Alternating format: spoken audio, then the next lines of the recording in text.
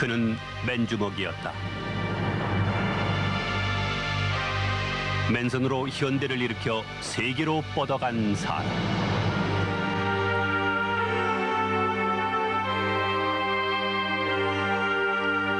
생애의 마지막까지 맨주먹의 개척자였던 정주영. 그가 우리에게 남기고 간 것은 무엇인가?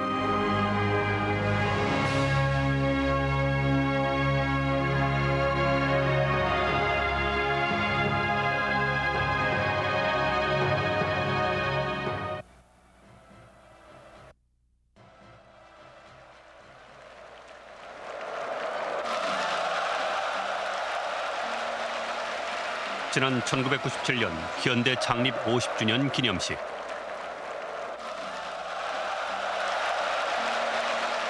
(45개) 계열사의 14만여 명의 현대인들은 그들의 성공과 자신들의 개척 정신을 돌아보며 열광했다.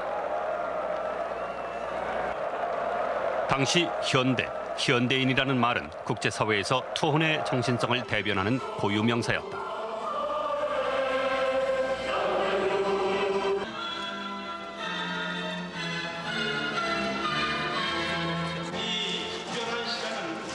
당시 현대가 이뤄놓은 성과와 성공, 그 밑바탕에 자리 잡고 있었던 도전 정신, 그것은 한 사람으로부터 시작됐다.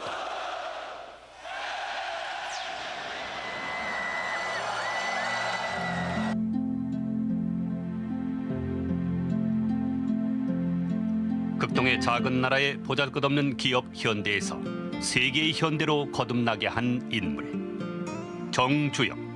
그는 누구인가?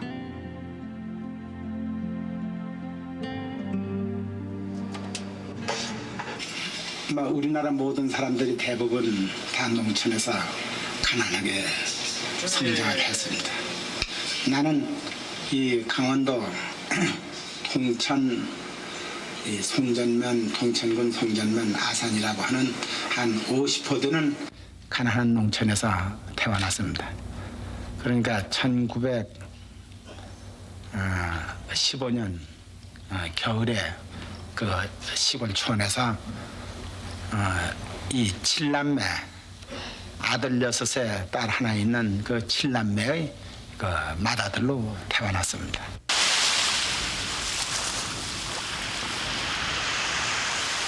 외금강의 산세 아래 산천수려한 통천. 이곳이 바로 정주영의 고향이다. 통천 앞바다의 총석정은 올곧은 자세의 바위들이 장관을 이룬다. 총석정 바위처럼 통천 사람들은 강건한 성품으로 유명하다. 송전 보통학교에 들어간 것이 10살. 그 5년간의 보통학교 생활이 정주영의 최종 학력이 된다. 그 후 아버지를 따라 돌밭을 개간하는 고된 노동에 돌입한다. 땅은 곧 가족들의 생존이 걸린 절대절명의 구원처였다. 장남인 아버지가 그랬듯이 땅을 늘려야 한다고 아버지는 늘 입버릇처럼 말하곤 했다. 그러나 소년 정주영이 눈을 뜬 것은 아버지처럼 땅만 파면서 살 수는 없다는 현실에 대한 자각이었다. 결국 아들은 아버지의 꿈을 뛰어넘어 집을 나섰다. 이때 그의 나이 19, 목적지는 서울이었다. 그냥 새끼 이 밥을 먹기 위해서 모든 닥치는 일, 하여튼 사람으로 할 수 있는 일은 다 했습니다. 물론 뭐 부두에서 그냥 짐을 내리고 날리는 일서부터는 모든 일을 다 하고, 또 거기서 얼마 지내다가 서울에 올라와서는 또 채석장에서 일을 하고, 또 모든 그 사람이 할 수 있는 모든 노동은 다 했습니다. 서울에서 무일푼의 시골 청년이 할 수 있는 일은 노동밖에 없었다. 밑바닥 삶을 전전한 1년여. 그러다 안정된 일자리를 얻은 것이 쌀도매상 복흥상회의 배달원 자리였다. 정주영은 타고난 성실성으로 주인을 감복시키며 3년 만에 가게를 인수했다. 정주영 생애 첫 사업이었다. 그 무렵 정주영은 16살의 고향 처녀를 아내로 맞아 서울 낙산 꼭대기 판잣집에서 신접 살림을 차렸다. 아내 변중석 여사가 회고하는 낙산 시절은 어떤 모습일까? 뭐 거기서 그냥 도저히 살 수가 없어요. 집이 생각만 나고 자꾸 나고 울기만 하고. 그런데 회장님이 쌀 배달을 하고 이제 자전거를 타고서는 이 종로로 가는데 꼭 우아기를 이렇게 걸머지고 가는 걸 뒷모습을 보니까 꼭 우리 달프지 할아버지 모습이더래요. 모습 것들에. 그래서 달려가서 보니까 너 인형이 아니야 그러니까 깜짝 놀라더래요. 이 무렵 아내 변중석 여사는 남편으로부터 재봉틀 하나를 선물로 받았다. 그 아내는 머리가 하얗게 돼서도 모든 것을 제쳐두고 그 재봉틀 하나를 자신의 전 재산으로 여겼다고 증언했다. 신발이 이제 다니까 신발에다는 이렇게 타야 가죽으로다 이렇게 신발을 이렇게 대서 신고 이렇게 하니까 그건 뭐 굉장히 오래 신고 이랬죠. 어쨌든 물론 지금도 제가 담배를 안 핍니다. 지금은 돈이 없어 안 피우는 게 아니고 그때는 돈이 아까워서 담배를 안 폈습니다. 배도 안 부르는데 그 연기 뻑뻑 피워서 돈 없을 필요가 없습니다. 그리고 왜 다방에 앉아서 배도 안 부는데 훌쩍훌쩍 잘 마시고 돈을 버리느냐. 그 다방에 갈 때 배가 고프면 우동을 한 그릇 사 먹지. 신장로에 내려와서 아침에 일하러 나가기 전에는 지게로다가 공동수도에서 물을 2지게씩 저울려다 주고. 해방 후 청년 정주영은 이 나라 경제의 한복판으로 뛰어든다. 서울 중구초동에 현대자동차 공업사를 설비한 것이 1946년. 정주영은 늘 앞선 것, 발전된 것을 지향하며 공업사 이름을 현대로 붙였다. 초창기 현대자동차 공업사는 미군차나 일제차를 개조하는 일에 주력했다. 단순한 수리에서 한 발 나아가 개조 작업을 통해서 자동차에 관한 모든 기술을 완벽히 습득했다. 사업도 번창해서 창업 1년 만에 종업원이 80명까지 늘어났다. 우리는 그냥 아주 조금 쥐꼬리만한 금액을 받게 되고 청법자들은 건설업자들은 큰 금액을 받고 이렇게 하는 걸 봤습니다. 거기에서 똑같은 시간을 없애면서 자동차를 수리해서 돈을 받느니 건설업을 해서 좀 금액을 큰 걸 받는 게 좋겠다.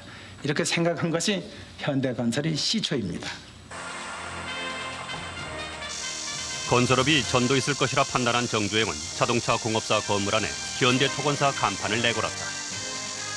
현대토건이 뛰어든 첫 번째 사업은 전쟁이 남겨준 폐허 위에 보령교를 건설하는 일이었다.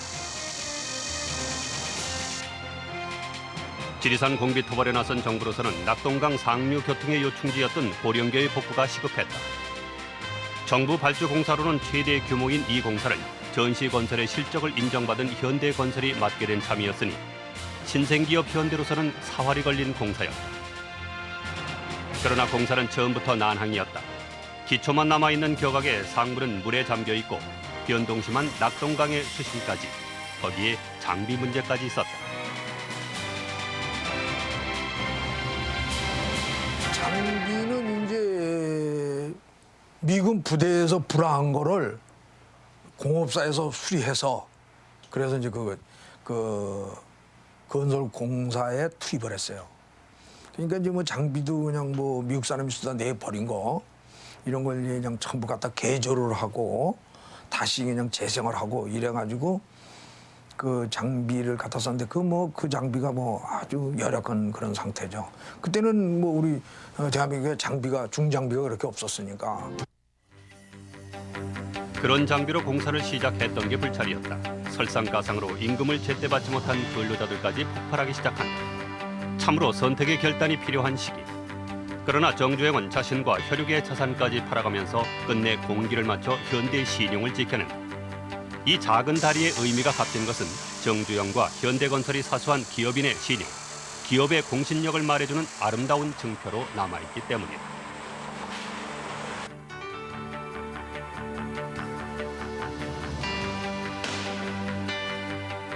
종전 4년자가 되도록 방치돼 있던 서울 한강 인도교 복구 공사를 현대건설이 맡게 됐다.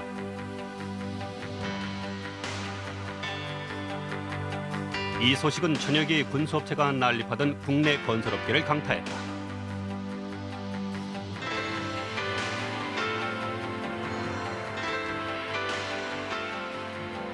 고령계의 참패로 기로에 서 있던 현대건설이 전후 최대 규모의 공사를 맡을 수 있었던 것은 현대가 고령교 공사에서 보여준 신용과 성실성이 결정적 역할을 했던 것이었다. 현대건설은 이 공사로 국민들에게 재기의 자신감을 안겨주었을 뿐만 아니라 내부적으로는 비약적으로 성장하는 전기를 마련했다.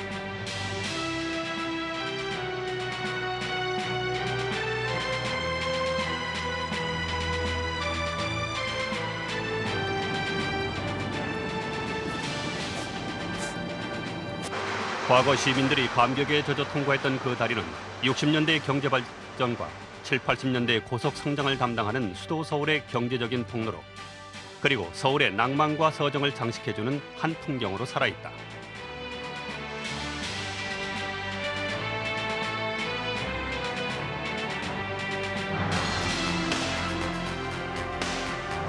충청북도 단양군 매포면 1962년에 착공한 현대 단양시멘트 건설 현장. 공사가 시작되면서 정주영은 매주 야간 열차로 현장을 찾을 만큼 시멘트 공장 건설에 혼신을 다하고 있었다. 당시는 자재와 기술의 절대량을 해외 원조와 해외 기술에 의존하던 때, 이러다간 경제에 종속하는 뻔한 일이었다. 일제 36년도 모자라서 이제 와서 경제적 식민지가 될 수는 없는 일.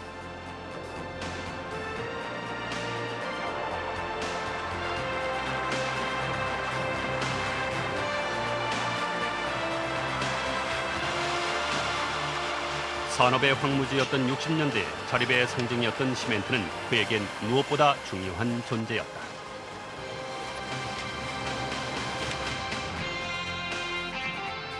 미군이 발주한 인천항 제1도크 공사 때는 까다로운 시방서를 해독하는 것이 문제였고, 군산의 미 공군기지 공사 때는 배처 플랜트 기술이 문제였다.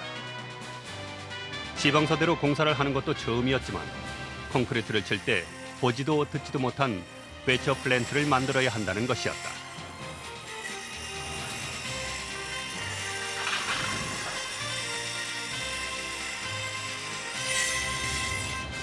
근데 배치 플란트를 나보고 만들라고 그래서, 그럼 내가 뭐 배치 플란트 아래야 만들 거 아닙니까 하고 친구들하고 모두 수소문 하니까, 지금 현재 그 U3 그 빌딩을 미국의 비넬 코퍼레이션, 지금 경제기획원들. 경제개혁원사님 그 두 빌딩 두 개 아닙니까?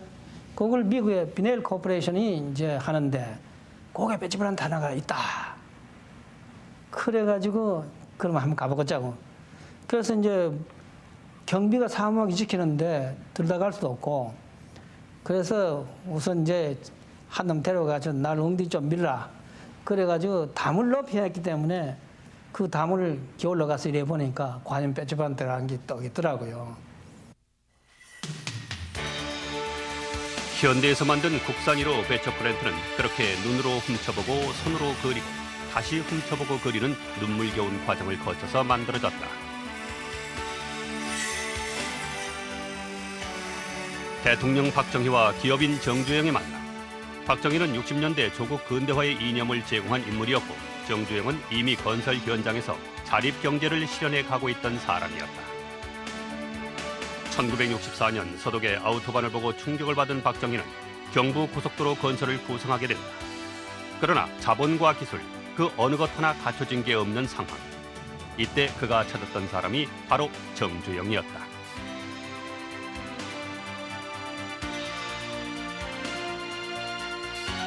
모든 기업이 과거나 현재나 그 기업가가 자기의 능력에 의해서 발전하지 않고 어떠한 그 권력과 그 부정하게 결탁해서 성장했다 하는 얘기는 모든 기업인이 다 원치 않을 겁니다. 그리고 그러한 속에서 그 떠나려고, 그러한 말을 듣는 데에서 해방되려고 아마 온갖 힘을 다하는 것이 기업인일 겁니다.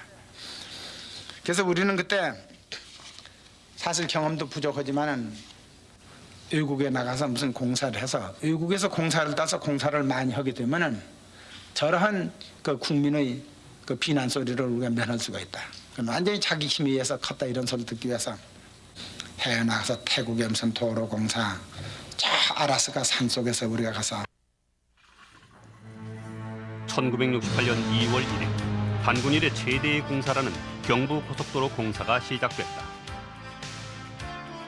현대건설은 국내 여러 기관 중에서도 고속도로 건설에 가장 정확한 계획안을 제출했을 뿐만 아니라 전체 공정의 5분의 2를 담당하는 중책을 맡고 있었다. 이를 위해 아산은 800만 달러어치의 중장비까지 구입했다. 그러나 428km를 430억 원의 최저 예산으로 3년 안에 건설한다니 숨쉴 겨를이 없었다. 무전기가 있었으니까 무전을 해요, 현장에다. 내일 아침 몇 시에 가니까 어디 말죽거리 나와 있으라고 말이지. 그 몇 시라는 게 5시, 5시 반, 6시 그래요, 그때. 겨울에도 마찬가지고. 그럼 새벽 놓고 잠을 못 자는 거지. 잠잘 시간이 어디가 있어요.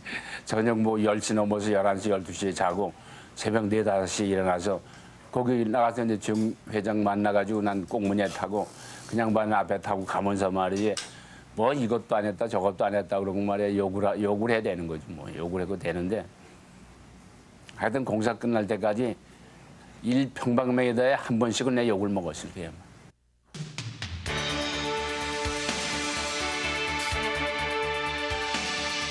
1평방미터에 한 번씩은 질타를 하며 시대적인 소명감에 불탔던 이 사람.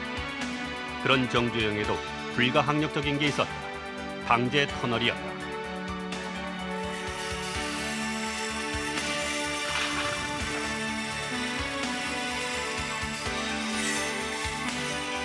공기를 2달 남겨두고 아직 터널조차 뚫지 못한 상황. 한계 상황에서는 한계를 뚫는 길밖에는 길이 없다.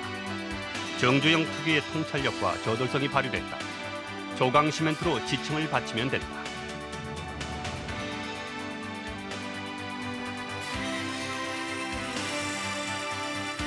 조강 시멘트는 20배나 빨리 붙는 시멘트다. 처리와 작업으로 만들어진 조강 시멘트가 속속 도착해서 터널의 받침대 역할을 하면서 터널 안은 급박하게 돌아간다.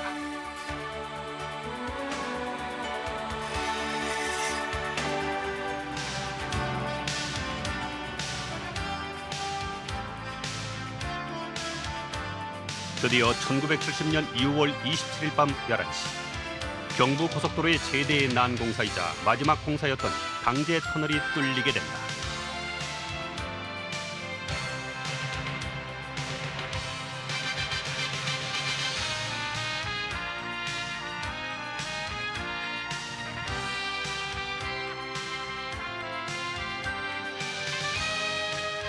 전장 428km, 우리 자본, 우리 기술, 우리 힘으로 세계 고속도로 건설 사상 최단 시간인 290일 만에 이루어진 사회 기반 시설이 부족한 낙후성에서 벗어나 전국이 하나가 되는 일일 생활권 시대로 진입하게 된 것이다.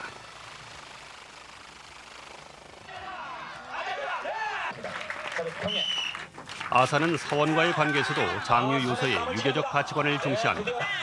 때로는 엄부처럼 엄격하고 혹독하게, 때로는 자애로운 장형처럼 친숙하고 허물이 없다.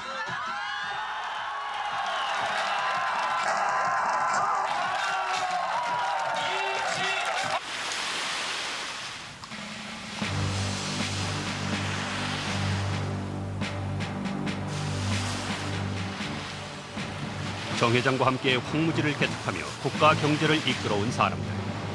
그들은 정주영에겐 동료이며 분신 같은 존재이기도 했다. 사원들 속에 있는 아산의 모습은 그 어느 자리에서보다 격이 없고 소탈하다.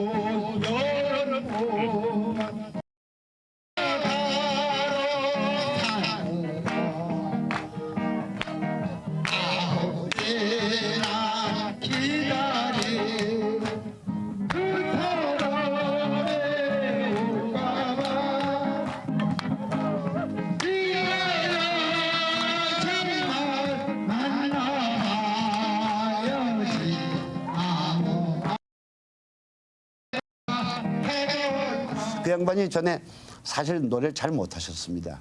그러다가 이제 조선서울 이렇게 다니시다가 뭐 하니까 1년에 적어도 30-40번의 명명식이 그때 있었거든요. 명명식을 하니까 영도 뭐다 하니까 노래를 배워야 되겠다 하니까 서울 울산 그때 한 4시간 5시간 이렇게 하시니까 긴 자동차로 대강 다시는데 고단 노래를 배우시니까 아마 수십 곡 수백 곡을 배우셨을 거예요. 그래갖고 하니까 옆에 사람들도 영담해서 저 정회장의 질세라 하고 노래를 또 많이 배웠죠. 그래서 사원들 속에 있을 때 비로소 순하게 웃을 수 있는 창업주 아산 정주영. 몸을 부딪히며 그 자신이 품고 있는 진취적 기상과 개척 정신을 체온으로 전달했다. 젊은 현대맨들이 창업주로부터 전수받는 것도 그 정신, 그 이념이었다. 그런데 모든 분야에 있어서 다 어려운 게 있지 쉬운 것만 있는 것은 아닙니다. 그 어려운 것은 우리가 다 극복할 수 있다. 나는 이렇게 생각합니다. 공격이 최상의 방어다. 이렇게 얘기를 했습니다.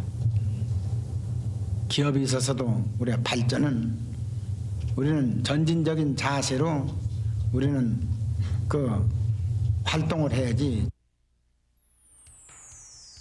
1975년 아산은 그렇게 자신이 양성한 개척 군단, 자신의 분신들을 이끌고 또 다른 한계 상황을 돌파하기 위해 험로로 떠난다. 한국 경제의 이륙의 활주로를 만들어준 경제 부흥의 발화점이 됐던 사건, 바로 중동 진출이었다. 현대가 중동 시장의 교두보를 마련하면서 국내 건설업체가 대거 중동으로 몰리고 한국 경제는 중동 특수의 호황까지 누리게 된다. 그 무렵 현대는 미국의 포춘지가 선정한 세계 500대 기업의 상위권에 선정될 만큼 이미 세계의 현대로 우뚝 서 있었다. 이미 그것은 한반도의 작은 항구로부터 시작된 것이다. 한반도의 동해남부, 오늘날 울산항의 풍경은 육중한 구조물의 집합지로 변해 있다. 바로 현대중공업 울산조선소로 변모시킨 풍경이다. 플랜트를 비롯해서 각종 건설 기자재의 제작과 수송 능력까지 갖추고 있는 현대중공업은 장장 대형 산업의 본거지로 꼽힌다. 특히 중공업을 빼고 현대의 해외 건설은 말할 수 없을 정도로 현대 건설의 든든한 후방기지 역할을 해오고 있는 것이 중공업이다.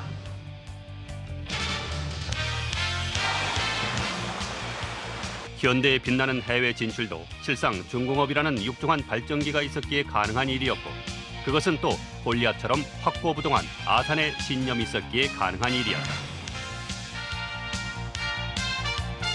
중공업의 핵을 이루면서 세계 최대 조선소로 성장한 울산조선소는 아산 특유의 행동 방식으로부터 시작된 것이다. 도면되는 거, 조선하는 거, 응? 그 설계 도면대로 크게 철판을 용접하면 되고 그 안에 큰 탱크는 그때 뭐 한 30만 톤 이런 거는 한 4, 5만 마력 발전소를 하나 그 안에다 집어여가지고 발전을 해가지고 그냥 이 프로펠러를 돌려가지고 이렇게 나가는 겁니다.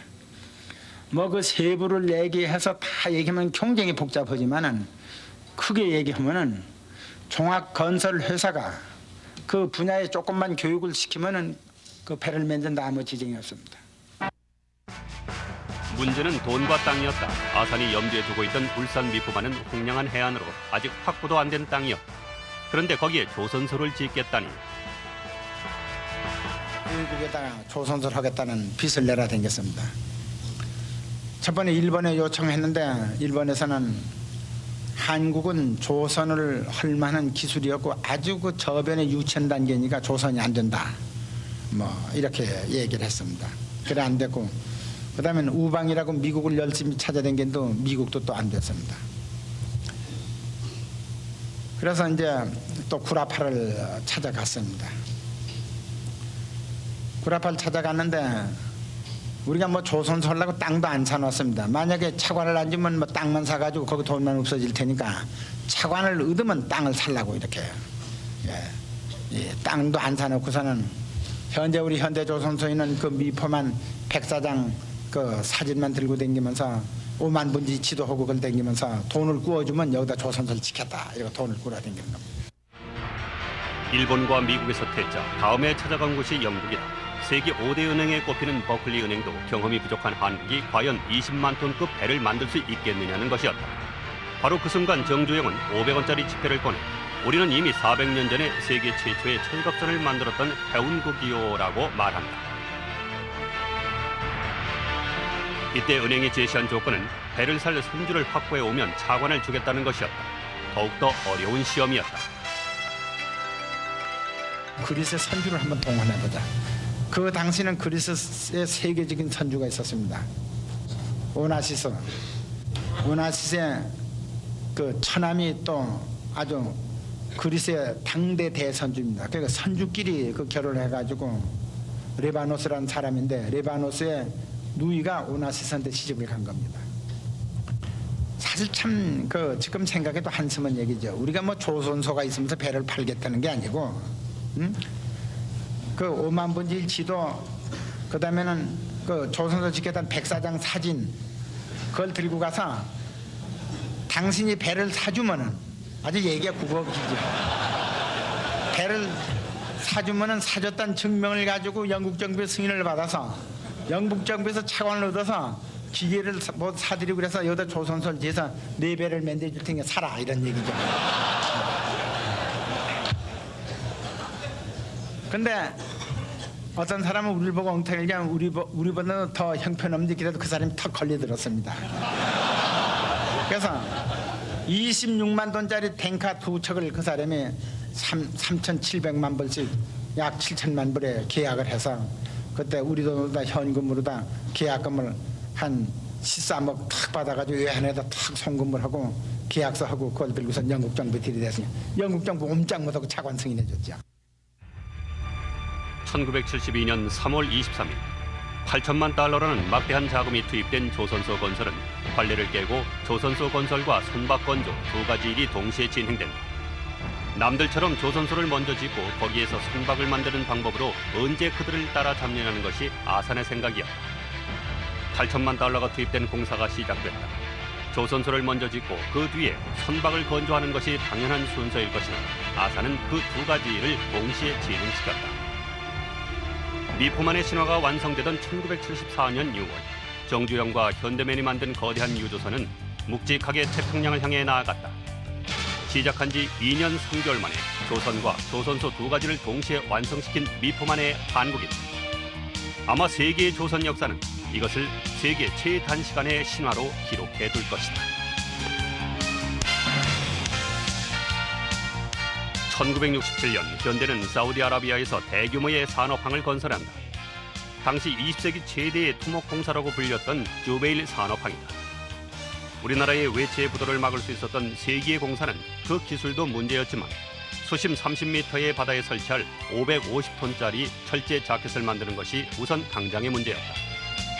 이 자켓 89개를 현지에서 제작한다면 그 소중한 달러의 상당 부분이 현지에 지출될 것인데 그것은 아산에겐 도저히 용납될 수 없는 일이었다. 아산은 주저하지 않았다.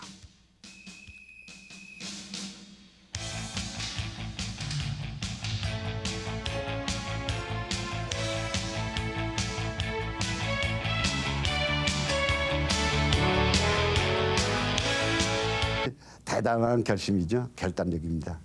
좀 너무하지 않습니까? 그다음 이제 그런 얘기들이 있었죠. 그다음 이제 짧게 들겠다가 이렇게 하면 빠지겠다가 뭐 약 19항차, 20항차로 결국 됐습니다만은 그거 역시 이 보험 비용 이러니까 빠지가 뭐가 했다가 무슨 기계 폭발할 게 있어 뭐가 끌고 타고 보트가 끌고 가는데 그다음 자켓 자체가 파이프에 대해서 공간이 있으면 그거 자체도 뜨는데 뭘 그래 겉보통 내느냐 말이지.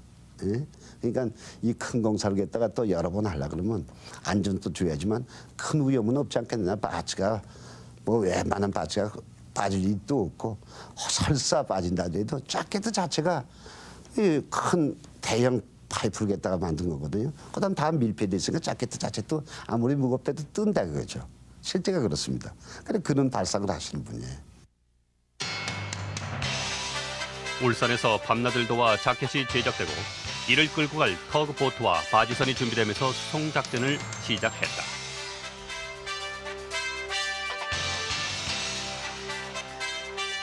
(19회나) 계속된 항해는 늘 예측할 수 없는 바다와의 일전이었다. 그중 대만 해상에서는 태풍으로 바지선 한 척을 잃었다가 되찾은 사고도 있었다. 계절풍에 인해 가지고 파고 높이가 15m, 초속 43m의 바람에 우리가 휘말려 가지고 그 대만 타이페이 고시흥 고 중간에서 해상 크레인을 육상에 들어졌습니다. 그래가 한국에서는 죽은 걸로 알고 있었고 우리는 계속 구조 요청을 하고 있었는데 그때 당시에 대만 전투기가 2대가 떴고 우리가 구조 요청을 해가지고 낙하산 신호를 올렸는데 못 봤습니다. 그 비행기가. 그 후에 한 몇 시간 후에 대만 전투함 2대가 올라왔습니다. 세계가 놀란 수송작전은 89개의 자켓이 모두 주베일항에 안착함으로써 무사히 끝났다. 현대의 기술진들은 그 자켓을 밑바탕으로 해안선에서 12km나 떨어진 바다 한복판에 50만 톤급 유조선 4척이 동시에 접안할 수 있는 해상 터미널을 건설함으로써 20세기 최대의 토목 공사를 완성시켰다.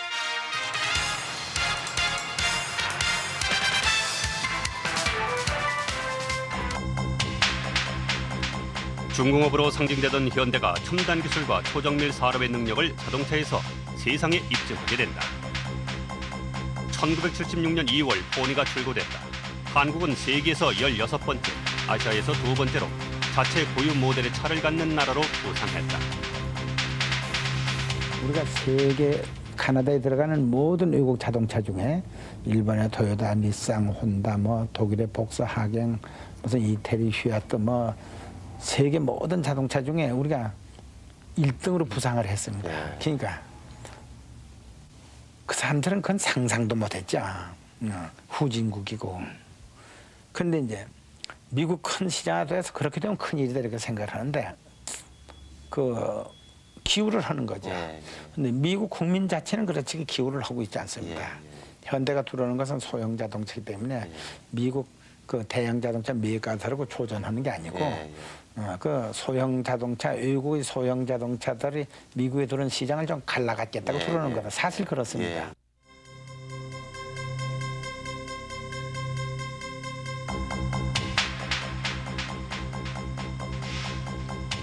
포니는 자동차 박람회에서 최고의 인기를 누리며 외국인들의 주목을 받기 시작했다. 현대자동차는 1986년 포니2의 캐나다 수출을 시작으로 엑셀과 프레스토를 미국 시장에 상륙시켜 세계 시장에서 그 성능의 우수성을 인정받는다.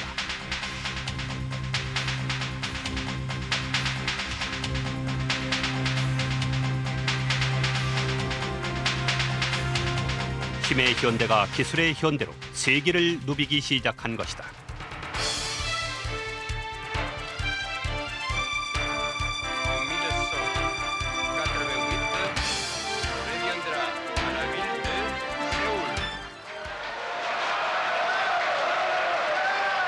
(1981년) 스위스 바덴바덴 IOC 총회. 대역전극은 세계를 놀라게 했다. 당시 정주영은 서울올림픽 유치위원회 위원장이었다. 이보다 앞서 김포공항에 도착 귀국한 올림픽 유치 대표단은 국민의 따뜻한 환영을 받았습니다.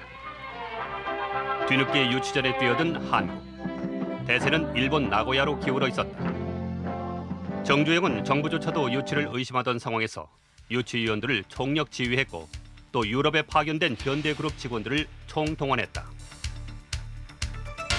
바덴바덴의 대역전극은 국민들에게 희망을 주었다.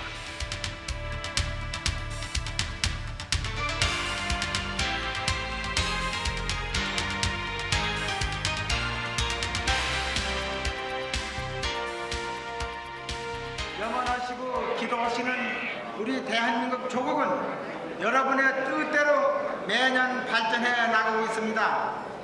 모든 정치의 안정이 경제, 사회, 문화 모든 분야의 안정을 이끌고 나가고 있고 여러분이 이번 보시는 바와 같이 또 그 체육뿐 아니라 우리나라 모든 분야가 무한한 가능성을 지니고 전진하고 있습니다.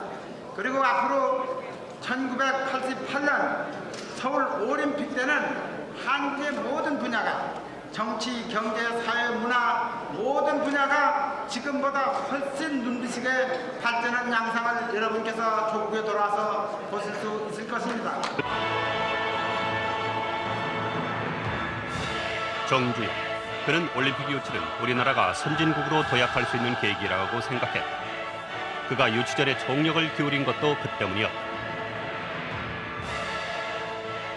올림픽 유치 직후 정주영은 대한체육회장에 취임, 초기 올림픽 준비에 몰두했다. 제24회 88 서울 올림픽은 한국의 발전을 세계에 알리는 계기가 됐다.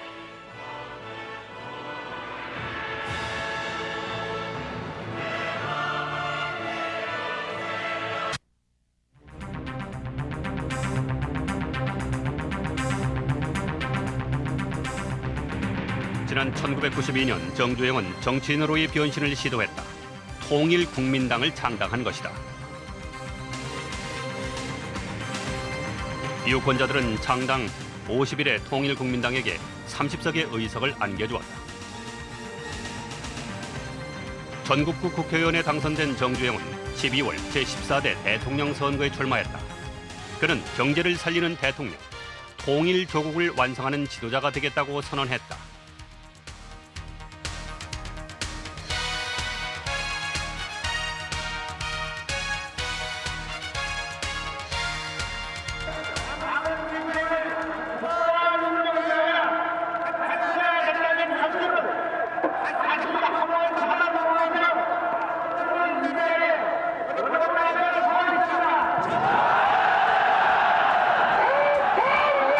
정주영은 기업인을 뛰어넘어 우리나라 근대화의 상징이 되고 싶었다. 그러나 결과는 참패였다.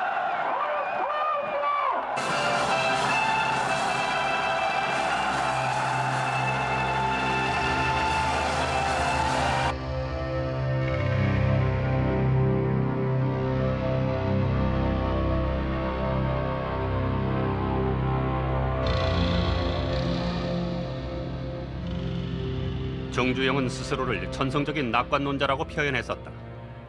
그는 자신의 낙관적이고 긍정적인 태도는 부지런한 생활에서 나온 것이라고 말했다. 그는 건강이 악화되기 전까지 매일 새벽 5시 기상 습관을 지켰다. 정주영은 한솥밥을 먹지 않는 것은 가족이 아니라고 생각했다. 그만큼 가정이 튼튼해야 한다고 믿었다.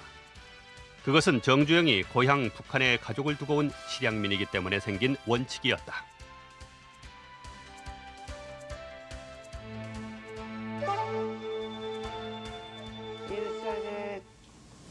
그때 해직은 여태 못 봤어요. 친정 식구라고. 하나도 뭐 얼굴도 조차 모르고. 그러니까 11살에 떨어졌죠. 그러고는 한 번도 못 갔었는데 재정 때 이제 친정을 한번 좀 가게 해달라니까 회장님이 이 다음에 내가 이제 돈 많이 벌어가지고 아주 잘 그냥 응? 옷도 잘 입혀주고 그러고 그냥 갈 테니 가만히 있으라고 그래가지고 맨날 올래요. 그래서 올리다 나니까 그냥 못 가고 말았어요. 이제 와서 이제 여태 이렇게 사는데 이제 머리가 하얗게 시고 뭐. 정주영의 가정을 지켜준 사람은 그의 아내 변중석이었다. 정주영은 23살 때 고향 미연장의 큰딸인 16살의 변중석과 결혼했다. 남편은 재벌 총수였지만 변중석은 한 번도 화장을 해본 적이 없다고 한다. 그녀는 세간에서 정씨 집안의 파출부라는 별명을 얻을 만큼 검소했고 자신을 드러내지 않았다.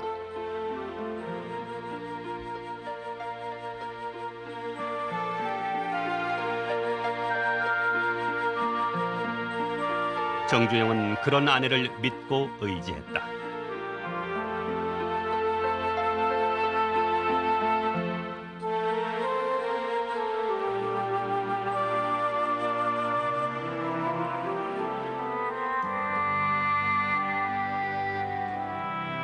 생전에 정주영에게 큰 아픔이 있었다. 두 아들과 며느리, 그리고 아우의 죽음이 그것이다.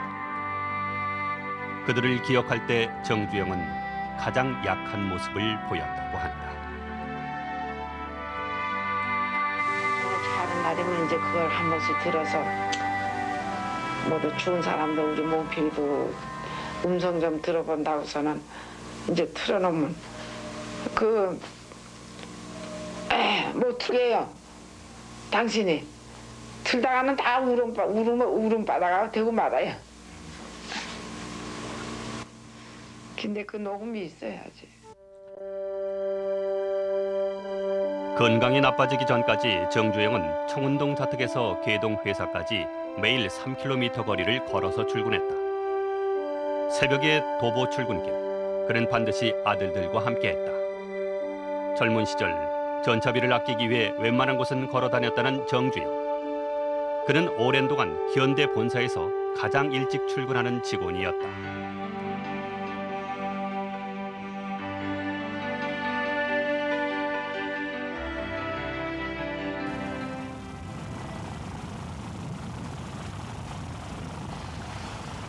정주영, 그는 불가능을 가능으로 바꾸는 신화의 주인공이었다. 약 5천만 평에 이르는 서산 간척지.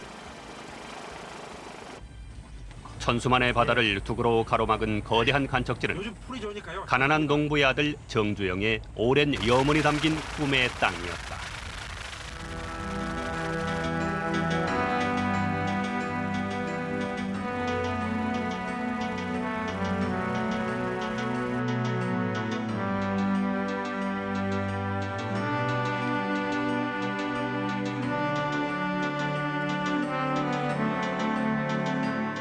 농촌에서 어렸을 적에 자랐기 때문에 농촌에 대한 그 향수를 잊지 못합니다. 우리가 어렸을 적에 그 아버지가 늘 데리고서는 가을에 농사가 끝나면은 가서 그 밭을 갖다가 뭐 흙을 들것으로 들어옮기고 돌을 펴내고 이렇게 해서 논을 정말 참 한겨울에 지내면은 몇십 평씩 늙고 이렇게 된 그 생각에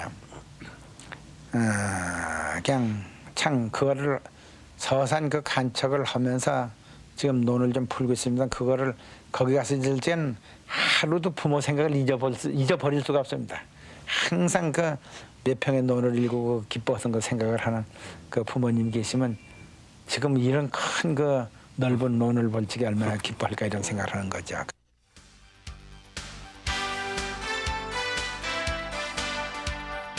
서산 간척지의 시작은 1981년 불가능을 가능으로 바꾼 데서 시작됐다.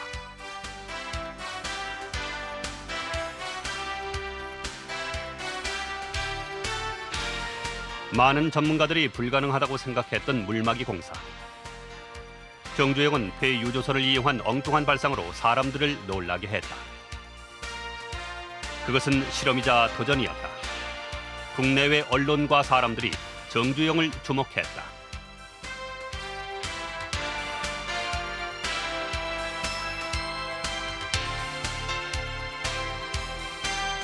결과는 대성공이었다. 정주영은 또 한 번 세상을 놀라게 했다. 서산 간척지 공사. 많은 사람들은 그것을 정주영의 철학이 모아진 결정체라고 불렀다.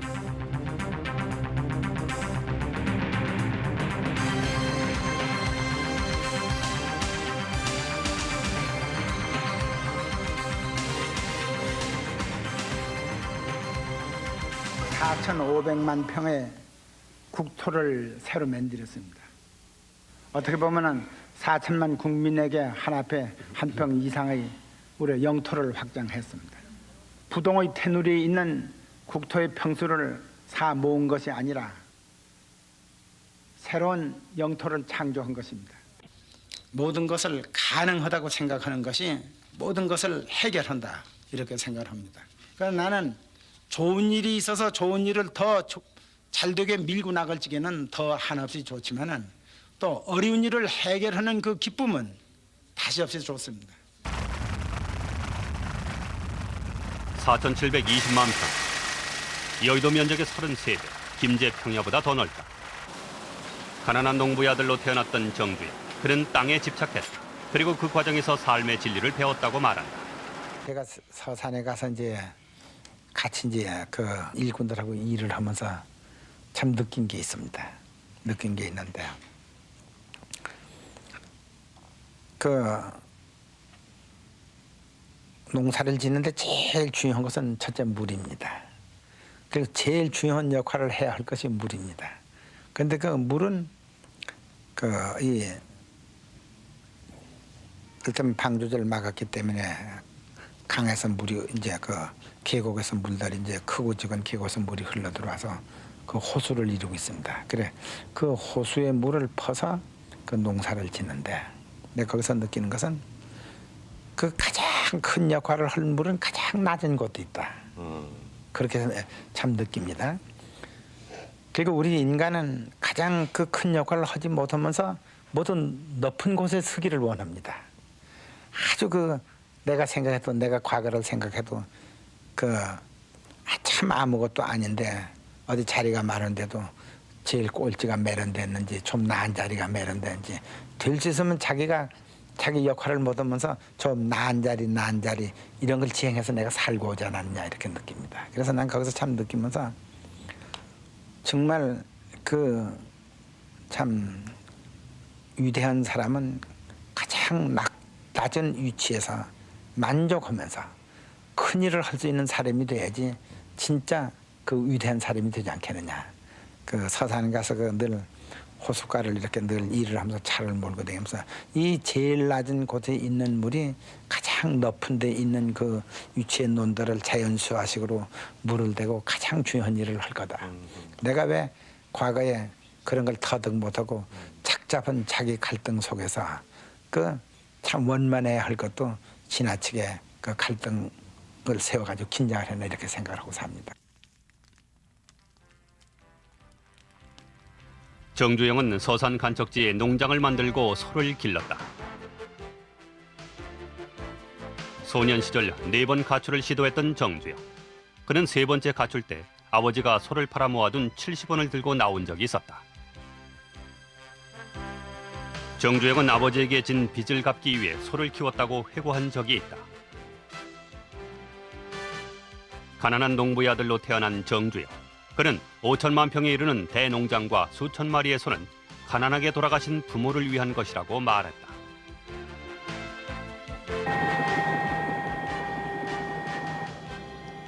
(1998년 6월 16일) 국민들과 세계 언론은 서산 농장에 집중됐다.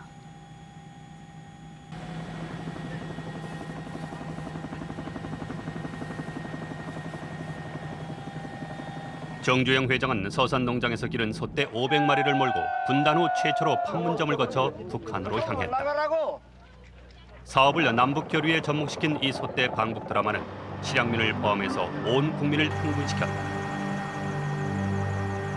또한 17살 때 아버지 몰래 소 판 돈 70원을 갖고 가출했던 정 회장의 비화가 알려지면서 전 세계인에게 충격과 가슴 뭉클한 감동을 안겨주었다.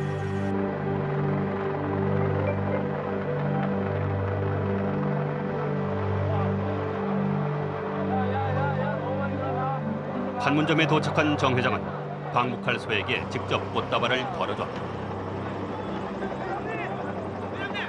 제가 18살이던 1934년 처을 꿈을 안고 아버님 소를 판 돈 70원을 가지고 집을 나섰습니다. 그 후 긴 세월 동안 저는 묵묵히 일하고 참을성 있는 소를 성실과 부지런함의 상징으로 삼고 인생을 걸어왔습니다. 이제 그 한 마리 소와 1000마리 소가 되어 그 빚을 갚으려 꿈에 그리던 고향 산천을 찾아갑니다. 분단 50여 년 만에 군사 분계선이 열렸다. 휴전 후 군사 분계선을 처음 넘은 것은 사람이 아닌 소떼였다.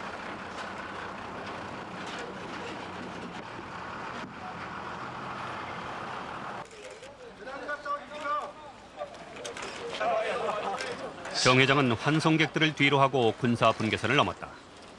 북한 측도 이날만은 대남 방송을 중단하고 정 회장의 방문을 환영했다. 굳게 닫혔던 분단의 빗장이 풀리는 순간이었다. 군사분계선 소감 넘으시는데 소감? 여기가 군사분계선입니다. 여기거든요. 네. 우리 고향 쪽을 가니까 반갑습니다. 잘 다녀주십시오. 남조선 현대그룹 명예회장 정주영과 그 일행이 20일 금강산 지구를 유람했습니다.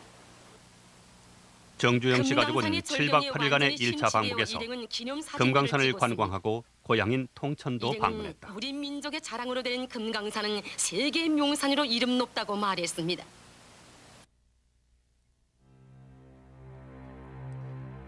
정주영 회장은 4개월 후인 10월의 2차 방북에서 김정일 국방위원장을 면담했다. 이 면담으로 남북 교류의 물꼬가 트였다. 두 나라 사이에 서로 도움이 되는 일은 뭐든지 하자고 합의를 봤습니다. 그래서 이번에 그 기름 하나만 해도 그렇고 또 그 바깥에 모든 일을 남북한이 서로 도움이 되는 일은 서로가 합의해서 뭐든지 다 하자고 얘기를 했습니다. 그러나 모든 일이 아주 원만히 잘 합의를 이루었습니다. 그래서 이번에 참 잘 갔다고 생각을 합니다. 기다려온 세월이 너무나 김광호가 가는 길을 따라 통일이 정 회장의 통일 사업의 시발은 금강산 관광 사업이었다.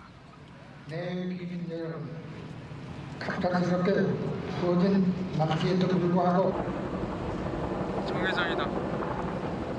1998년 11월 18일 금강호가 동해항을 떠나 금강산 입구 장전항으로 떠나면서 마침내 북한으로 가는 뱃길이 열렸다.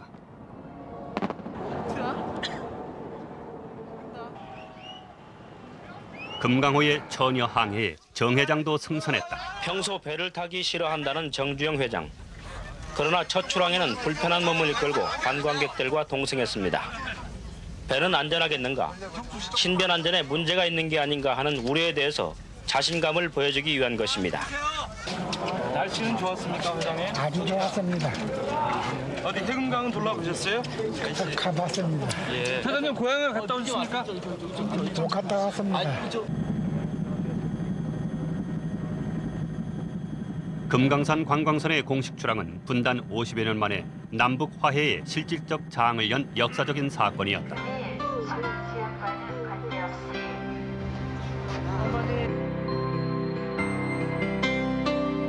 883명의 첫 관광객 중 실향민이 대부분이었다. 이들에게 금강산은 망향의 한을 푸는 고향이었다.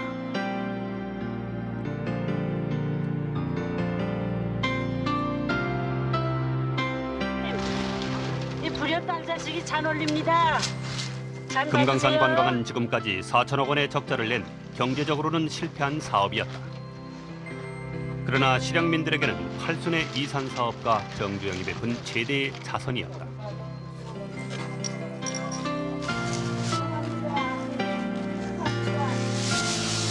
또한 남북 교류와 경제 협력을 낳는 기폭제가 됐다. 살아계시면 얼마나 반가워요.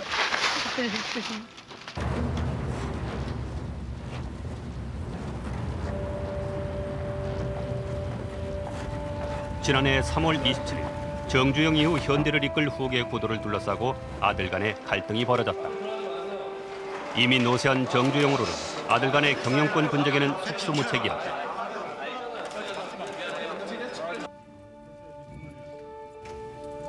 왕자의 난으로 불린 경영권 상속 분쟁으로 50여 년간 정 씨 자신이 맨손으로 키운 현대그룹이 멍들어갔다.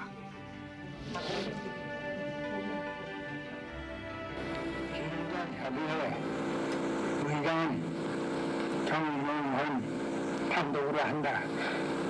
현대자동차 또는 기아자동차 등 여러 가지 일이 바쁘기 때문에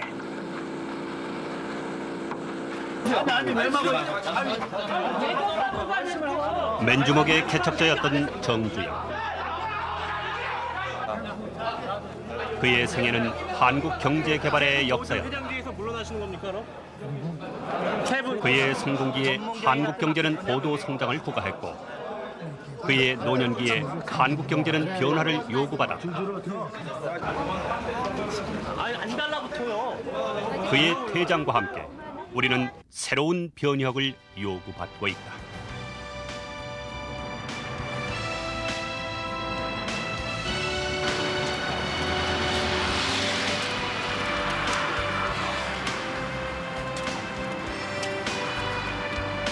오늘날 모든 그 미래 젊은 사람들이 그 어떠한 그 높은 곳을 향해서 갈등과 자기 불만과 그 속에서 살지 말고 가장 그 낮은 위치에서도 그 사회를 봉사하고 사회를 빛내면서 살아봐야겠다. 이런 생각을 가지면은 어떤 실패도 없이 그 아름다운 정신과 아름다운 혼과 그 위대한 영혼이 그 사람을 자연히 모든 사람에게 존경받는 사람을 만들 거다. 때문에 나는 요즘 젊은 세대 사람들이 그 모든 단체든지 모든 집단에서 자진해서 아주 그 낮은 위치에서 그 평등 그 감정을 가지고 갈등 없이 착실하게 발전돼 나갔으면 이렇게 바라고 싶습니다.